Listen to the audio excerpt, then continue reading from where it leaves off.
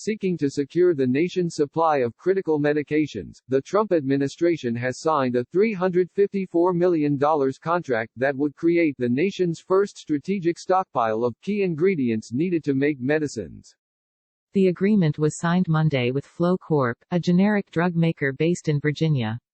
According to a news release to be made public Tuesday, the project will use federal funds from the Biomedical Advanced Research and Development Authority under the Department of Health and Human Services. The goal is twofold: to enable the U.S. to manufacture essential drugs at risk of shortage and to create a reserve of active pharmaceutical ingredients to reduce the dependence on foreign suppliers. Flo's CEO, Dr. Eric Edwards, told NBC News that the company had been in discussions with the administration back in November but that the project was fast-tracked once COVID-19 hit. "We said, we have a short-term and long-term solution. We know that there are certain key essential generic medicines that are going to go into shortage if this thing starts spreading," Edwards said. There were drugs that were already on the FDA drug shortage list long before COVID-19, and we already saw what was happening with PPE, and we knew this was going to be as bad or even worse. PPE is short for personal protective equipment used by medical personnel. Edwards said the company is set to provide more than a dozen medications and ingredients used for sedation, pain management, blood pressure control and antibiotics. It has already produced over 1.6 million doses of 5 essential generic drugs used to treat COVID-19 that were added to the U.S. Strategic National Stockpile in March.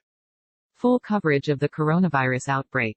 Flo will be manufacturing the drugs in partnership with the nonprofit pharmaceutical company Civica Rx, Virginia Commonwealth University and AMPAC Fine Chemicals, a manufacturer of active pharmaceutical ingredients.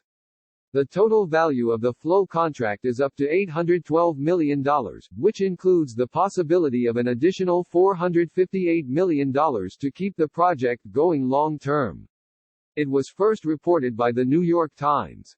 This is an historic turning point in the battle of President Trump to bring our pharmaceutical manufacturing and supply chain home to American soil, White House trade advisor Peter Navarro told NBC News.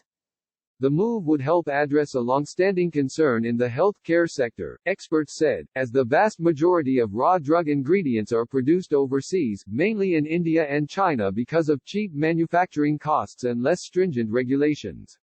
Experts have long feared a significant supply disruption caused by the country's dependence on foreign manufacturing. The coronavirus pandemic has forced hospitals to scramble to source critical medications for COVID-19 patients. In some cases, fear of shortages has created a competitive landscape among healthcare providers seeking the same medications. Arash Dabastani, Senior Director of Pharmacy at NYU Langone Health in New York, said getting the necessary drugs often involves a team of 6 people making calls to wholesalers, distributors and direct manufacturers as early as 9 a.m. and even then, they may get only half the supply they really need. It's like an auction, Dabastani said. Whoever screams the loudest gets it. Even before the coronavirus, pharmacy directors like Dabastani would consistently monitor for possible drug shortages. During the pandemic, additional drugs went into shortage, including fentanyl, an opioid pain reliever commonly used to sedate patients on ventilators. Massachusetts General Hospital in Boston echoed a similar concern in late March for albuterol, an asthma drug being used to treat respiratory complications due to COVID-19. But drug shortages in hospitals are nothing new. At any given time in the U.S., more than 100 drugs are in short supply. The Food and Drug Administration maintains a public database that indicates which drugs are in shortage. But when the coronavirus hit, the need for certain drugs became more acute. The FDA has even asked manufacturers to evaluate their own supply chains, including active pharmaceutical ingredients and finished dose forms, for supply chain disruptions caused by the coronavirus, according to the agency's website. In real time, hospitals are sometimes down to a month's or even less than a day's worth of certain drugs, according to the American Society of Health System Pharmacists. In the age of the coronavirus, the potential consequences of supply shortages caused by disruptions overseas have come into sharp focus as countries like India, a major pharmaceutical exporter, restrict key drug ingredients and medications. But according to Tuesday's contract announcement, the government-Flow partnership will introduce a new model to bring manufacturing back to the U.S. We believe this work can revolutionize America's generic drug manufacturing model by enabling Flow to produce affordable ingredients used to manufacture essential medicines in the U.S., said Dr. Frank Gupton, co-founder of Flow, chair of Virginia Commonwealth University's Department of Chemical and Life Science Engineering, and CEO of the Medicines for All Institute. Download the NBC News app for full coverage and alerts about the coronavirus outbreak. Edwards said Flow will operate the nation's first strategic active pharmaceutical ingredients reserve, a supply of critical raw drug ingredients that will be stored in secure locations around the country.